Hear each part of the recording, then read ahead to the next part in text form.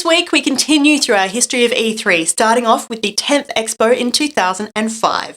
We're entering the era of the Xbox 360 and the PlayStation 3, but it's not all good news as Jimmy counts down the top 5 biggest E3 fails of all time. This is Player Attack.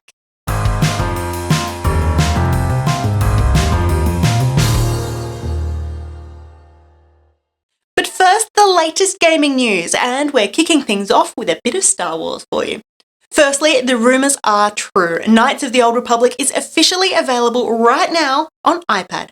It's not a small investment for something you're likely to play on the bus, but that $10.50 and 2.5 gig will get you a pretty impressive package, with publisher Aspyr promising the definitive version of the game. In another universe far, far away, BioWare has confirmed that gamers who have been playing Star Wars The Old Republic on an Asia-Pacific server will be given a free one-time transfer to any of the MMO's other servers. The current shards, which house most of the Aussie fanbase, will be closed down in the not-too-distant future, but you won't have to be homeless for long. And speaking of homes, we finally got all the details on the next batch of SimCity DLC, with EA and Maxis officially taking the wraps off of the amusement park package. There are 9 new rides, 5 concession stands, and 3 entry gates that you can put together in a way that best suits you or your town. Plus, there are 5 new missions to play through, and the pack promises brand new gameplay if you're trying to build up a tourism city. While most gaming eyes are fixed firmly on Los Angeles over the next week, Sony would like you to remember that there is a world after E3, and kicking that all off is the release of The Last of Us on June 14th. Finally, we can get our hands on the adventures of Joel and Ellie with a game that caused major waves at last year's E3. And just in case you thought that the story was going to end when the game hit the shelves, think again. Sony and Naughty Dog have confirmed that The Last of Us is getting at least 3 chunks of DLC. That's 2 multiplayer packs, including new maps, and very excitingly, brand new single-player story content. You can pre-order your Season Pass right now, which will give you a few other nifty bonuses, including increased crafting and healing speeds, as well as a 90-minute documentary behind the scenes on The Last of Us. Meanwhile, if you would prefer shuffling enemies that you can put right in your pocket, then PopCap has come to your rescue, finally announcing plans for Plants vs. Zombies 2, subtitled It's About Time. This one is due out in about a month on July 18th, and it has been designed specifically for iPhone, iPad, and iPod Touch. The gameplay is still largely the same: protect your brains from hordes of marauding zombies with the help of some leafy friends, but this time you're facing off in a number of different time periods: past, present, and future. And while most people are pretty thrilled with the idea of more procrastination at their fingertips, others are a little wary. Plants vs. Zombies 2 is free to play, with all zombies, plants, levels, and worlds available to all players, but if you want some handy power-ups, you will have to fork over real-world cash. In other news, while the Australian Classification Board found Dead Island Riptide to be okay for local gamers over the age of 18, the Advertising Standards Board found that a 30-second TV commercial was not, declaring it inappropriate for television.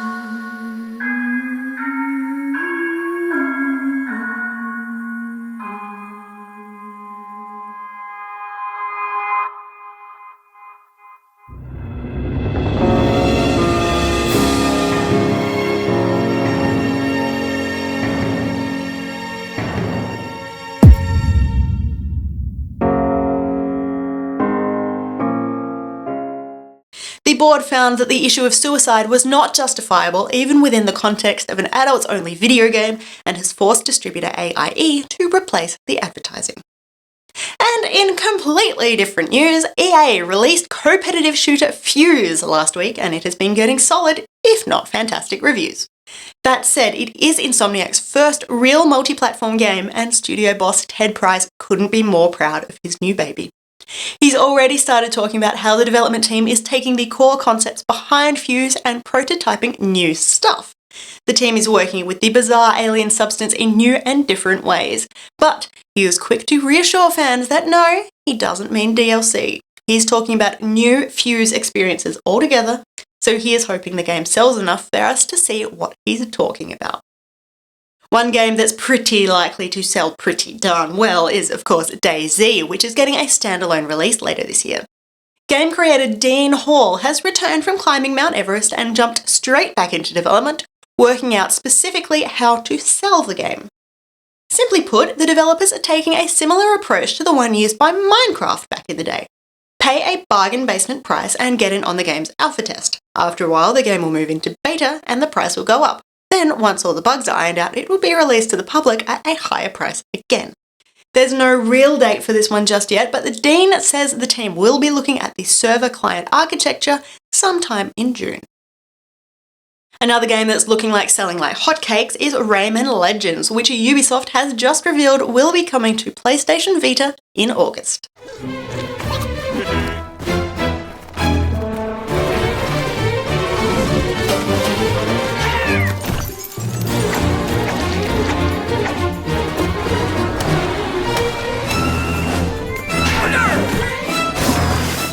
So much for the Wii U exclusive we were promised back at E3 2012. Instead, the game has been delayed by 6 months and we're getting it on 3 bonus platforms.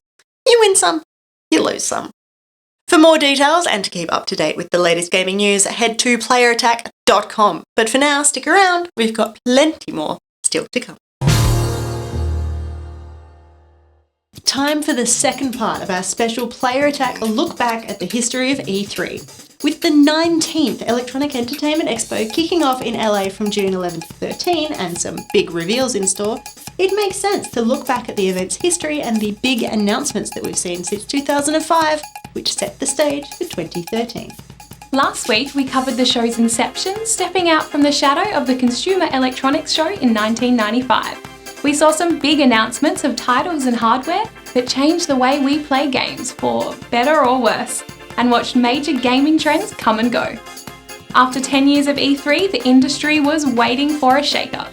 We were promised a hardware explosion at E3 2005, and that's more or less what we got. The wraps were taken off of both the Xbox 360 and the PlayStation 3 on the Monday before the show, with Nintendo unveiling Project Revolution, the codename for the Wii, just one day later. The PC didn't do too badly for itself either, with games like Battlefield 2, Fear and Civilization 4 shown off around the place. And then there was the ambitious life builder Spore from Will Wright, the creator of SimCity, which captured the imaginations of almost every single gamer in the building. While Microsoft spent E3 2006 showing off second-generation software for the Xbox 360 like Bioshock and Mass Effect, and Sony focused on Heavenly Sword, Warhawk and other games that highlighted the PS3's graphical capability, Nintendo popped up out of nowhere and stole the show with a little title named Wii Sports. The Japanese company started the show as a laughingstock. Seriously, the new console's called what? But emerged 2 days later hailed as the hands-down winner of the event. And then things got weird. On July 31st, 2006, the ESA, E3's parent company, announced that due to overwhelming demand from the exhibitors, the expo would be restructured and downsized. The formerly exclusive show had been overrun by random attendees who had tenuous ties to the games industry, and by October, new guidelines had been announced. E3 2007 would be invitation only. While 60,000 people attended in 2006, the following year saw just 10,000 gamers pass through the doors. The new E3 Media and Business Summit was also decentralised, with events and press conferences held in hotels and other locations throughout Santa Monica in California, with a small sampling of more traditional booths housed in a hangar a fair distance away. There were still games, peripherals and cool stuff though. Nintendo continued to innovate with Wii Fit and the new Wii Balance Board. Sony revealed redesigns of the PlayStation 3 and the PlayStation Portable, and we got our first look at the Uncharted franchise. Aside from Halo 3, Microsoft focused mostly on additional content for the Xbox 360, including Disney movies for the live marketplace and a Canadian-European expansion for the video marketplace. 2008 was even smaller than 2007's show with just 5,000 attendees. Sticking with the new name, the Media and Business Summit moved back to the LA Convention Centre. Continuing a theme, we were treated to more non-gaming content for the 360, featuring more television tie-ins and the ability to check out Netflix Instant Watch titles, as long as you were in the US. Sony also promoted its new movie features for PlayStation Network and another new model PlayStation 3. Nintendo unveiled the super sensitive Wii Motion Plus to work with Wii Sports Resort and chose a private behind closed doors event to reveal plans for Pikmin 3. With the general public locked out of the new look E3, a new event sprung up to fill the void. And that event was Entertainment for All, held in the LA Convention Centre in October 2007 and 2008. Levels of attendance and enthusiasm were not very high, and while the organisers considered the event a success, it only lasted 2 years. By 2009, everything had been rolled back to where it belonged, with E3 back as the glittering gem in the centre of every gamer's social calendar. And boy did it come back with a bang. Motion sensing. The Wii had done it 4 years earlier, and now the other two major manufacturers were playing catch-up. We saw the debut of Project Natal, the new device from Microsoft that went on to be labelled Kinect. The demonstrations were so breathtaking, clever applications, infrared, full body detection and recognition. Natal was always going to be a tough act to follow. But Sony held its press conference right after Microsoft and revealed its counterpart to the Wii. Unsurprisingly, the PlayStation Move, a tracker which used the PlayStation Eye camera and a new Wiimote-like peripheral, didn't quite cause the waves it would have just 1 day earlier. Nintendo, on the other hand, announced a fingertip pulse oximeter, the Wii Vitality Sensor, designed to measure your excitement levels by using biometric feedback. Even now, several years later, nobody seems quite sure what they were actually trying to achieve. That confusion dissipated by 2010 when Nintendo took the wraps off of a shiny new handheld, the 3DS, capable of three-dimensional gameplay without the need for cumbersome glasses. Besides that and a bit of fuss over Kinect, the three big players were relatively quiet this year, allowing some of the smaller publishers room to have some time in the spotlight. Konami tragically missed the mark with a press conference full of poorly received performances and badly thought out stunts. 2K Games unveiled the doomed FPS reboot of XCOM, and Valve made a rare E3 appearance to confirm the release of Portal 2 on PS3. By 2011 though, things were back to normal with new hardware back on the menu. Nintendo showed off the follow-up to the Wii with an early version of the then unnamed console playable on the show floor. Sony rocked up with its brand new next-generation portable, which we'd been teased with since January. The freshly named PlayStation Vita combined augmented reality gaming and social connectivity, and while Sony might have been behind the times with its motion-sensing Move peripheral, it was right back on top again with Vita. Microsoft showed off all sorts of titles that would work with its Kinect peripheral, including the bizarrely misrepresented Fable The Journey, and stunned indie fans around the world with the announcement that Minecraft was coming to console. Just 1 year later, and shifts were starting to appear in the industry in 2012. Microsoft was moving further away from producing a mere gaming box and positioning the Xbox 360 firmly as a lifestyle electronics device that could handle TV, music, movies, and just about anything else thrown at it. Sony, on the other hand, continued to focus primarily on games in a pared-back presentation that didn't shy away from acknowledging the publisher's massive security breach earlier in the year. Nintendo, on the third hand, stuck to games, but it took an interesting approach. The traditional pre-show event was all about the Wii U, with 23 new titles revealed. The 3DS lineup was kept back, shown off online as part of what would soon become Nintendo Direct presentations. Something else significant was changing too. Mobile games were rising to the top with smaller, more social titles jostling against their AAA counterparts for booth space. Facebook games were given equal attention as their console counterparts. Predictably, many gamers were unimpressed by this apparent invasion on their hardcore space, but it does seem to be a sign of things to come. And now we're looking forward to E3 2013, which brings with it new home consoles from Microsoft and Sony, backed up by a whole range of stellar new titles. EA has come out swinging, promising a Frostbite 3-powered showcase, while Nintendo is stepping down from the pre-show events and focusing on hands-on software on the show floor.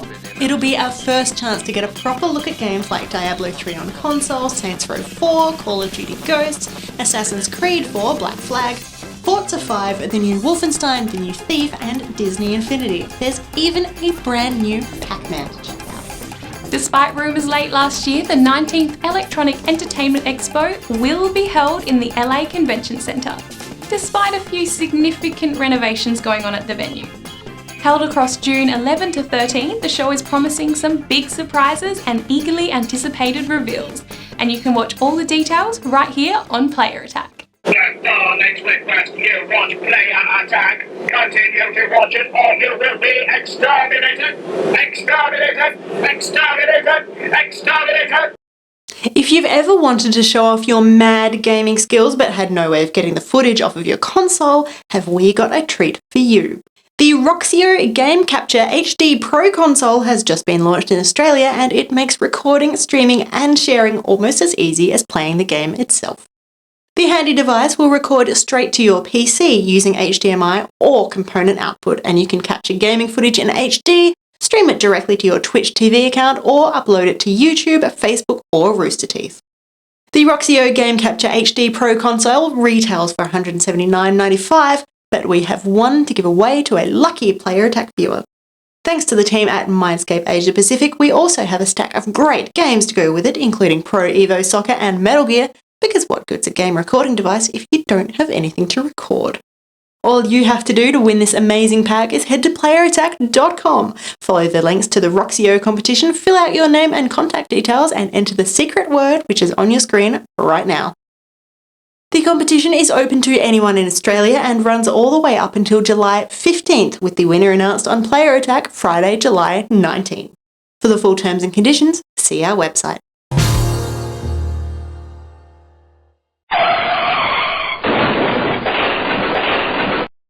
Number 5. Wii Music.